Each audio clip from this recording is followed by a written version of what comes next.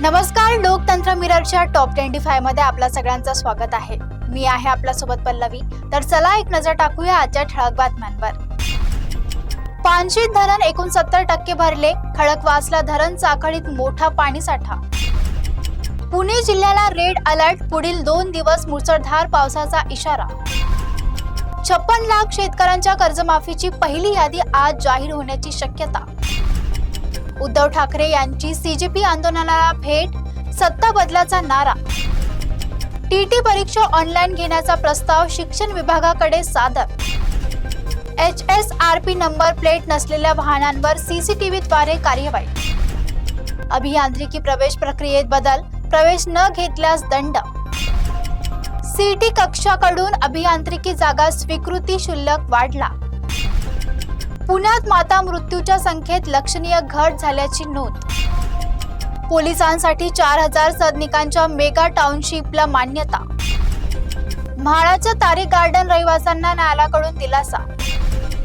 माचनूरमध्ये संत गजानन महाराज पालखीचे पावसात आगमन। मोहाळमध्ये वारीसाठी 5 मार्गदर्शक पोलीस पॉइंट उभारले। अवैध दारू प्रकरणात पाठलाग करून इनोव्हा वाहन जप्त। महापालिकेत नोकरीच्या आमिषाने फसवणूक, तिघांवर गुन्हा। 13 ऑगस्ट पासून राज्यात लाळ्या खुरकूत लसीकरण मोहीम सुरू। नीट पेपर फुटी विरोधात युवक काँग्रेसचे आंदोलन। राहुल गांधीसह काँग्रेस खासदारांना पोलिसांनी ताब्यात घेतले। ऑर्टिलिया स्फोटक प्रकरणात 1 ऑगस्टला आरोप निश्चित होणार। राईड रद्द करणाऱ्या चालकांवर 5 पट दंडाची कार्यवाही।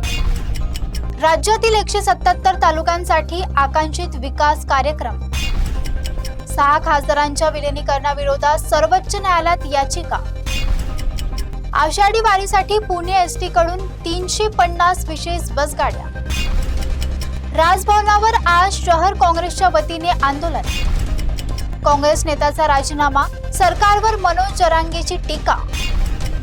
सध्या इतकंच, बघत रहा लोकतंत्र मिरर।